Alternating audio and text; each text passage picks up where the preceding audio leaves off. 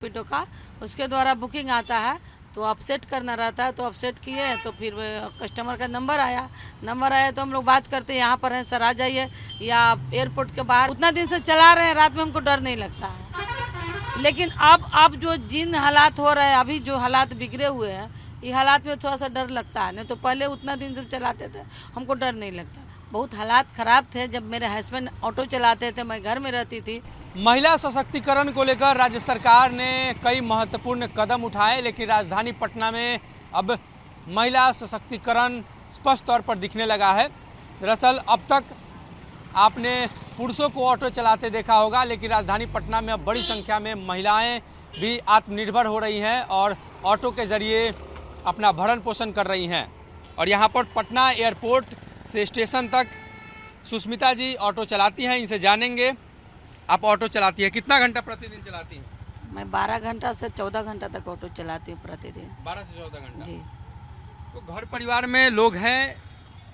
जी, हमारे घर परिवार में लोग हैं, हम पति पत्नी है, 2 बच्चा है। अच्छा, अक्सर देखा जाता है कि महिलाएं मजबूरी में कोई काम करती है, तो क्या आपके साथ भी कोई मजबूरी है? जी, मजबूरी था। मेरे हस्बैंड पहले शराब पी करके बहुत लोटे हुए रहते, रोड पर कमाते नहीं थे। इस स्थिति में हमको ऑटो थामना पड़ा, खुद से चलाना पड़ा, बच्चों के परवरिश के लिए, घर परिवार के लिए। ऐसी स्थिति में हम ऑटो चलाना शुरू किए हैं। लेकिन अब मेरे हस्बैंड सुधर गए हैं, अब वो भी शराब उराब नहीं पीते हैं और दोनों मिलकर ऑटो चलाते। मेरे हस्बैंड भी चलाते, मैं भी चलाती हूँ। तो पहले से आर्थिक स्थिति सुधरी है? जी, बिल्कुल सुधरी है। क्योंकि पहले बहुत हालात ख़राब थे जब मेरे हस्बैंड ऑटो चलाते थे, मैं घर में रहती थी, तो बहुत हालात ख़राब थे। लेकिन जब से मैं ऑटो थामी, जब से बच्चों को पढ़ाया लिखाया और अपना आर्थिक स्थिति को सुधारे और मेरे हस्बैंड को भी सुधारे, जो कि शराब पीकर शराब के नशे में लत रहते थे, आज बिल्कुल शराब नहीं पीते हैं और मेरी आर्थिक स्थिति भी सुधरी है और बहुत अच्छी तरह से हम लोग जी रहे हैं। तो ये ओला उबर में भी आप ऑटो चलाती हैं?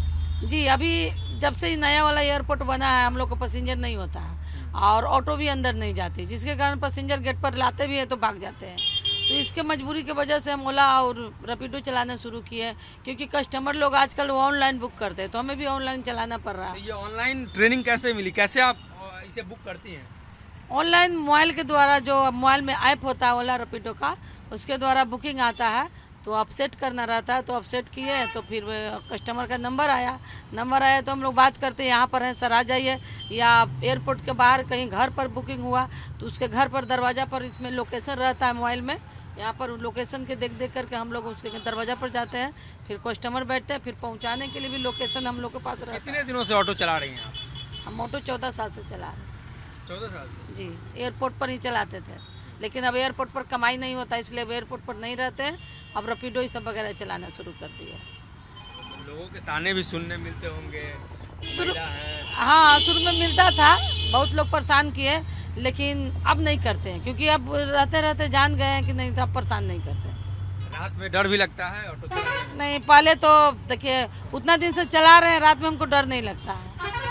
लेकिन अब जो जिन हालात हो रहे हैं, अभी जो हालात बिगड़े हुए हैं, ये हालात में थोड़ा सा डर लगता है। नहीं तो पहले उतना दिन से चलाते थे, हमको डर नहीं लगता था।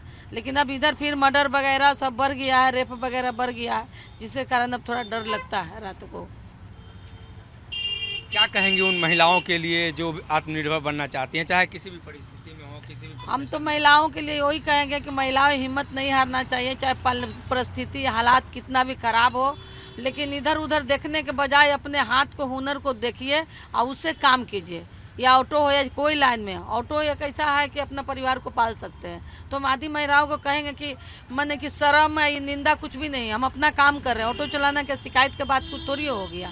बहुत लोग आज के हमारे समाज में जो ऑटो चलाता है तो उसको हीन भावना से देखता है, लेकिन मैं इस बात को नहीं सोचती हूँ। जो शिक्षित लोग हैं नहीं सोचते हैं, क्योंकि महिलाएं रोजगार करेगी, आगे बढ़ेगी, तभी तो हमारा राज्य विकास करेगा, तभी तो हमारा शहर विकास करेगा, तभी मेरा परिवार भी, पहले तो मेरा परिवार विकास करेगा। जब हम कमाएंगे तो मेरा परिवार शिक्षित होगा, विकास करेगा, उसके बाद मेरा जिला, मेरा राज्य, इस तरह से मेरा बढ़ता जाएगा। तो जब जहाँ महिलाएं आत्मनिर्भर हो जाएगी, वहाँ पर तंगी हालात, लड़ाई झगड़ा घर में सब खत्म हो जाएगा। अब बच्चे अच्छे परवरिश पाएंगे और अच्छे से पढ़े लिखेंगे।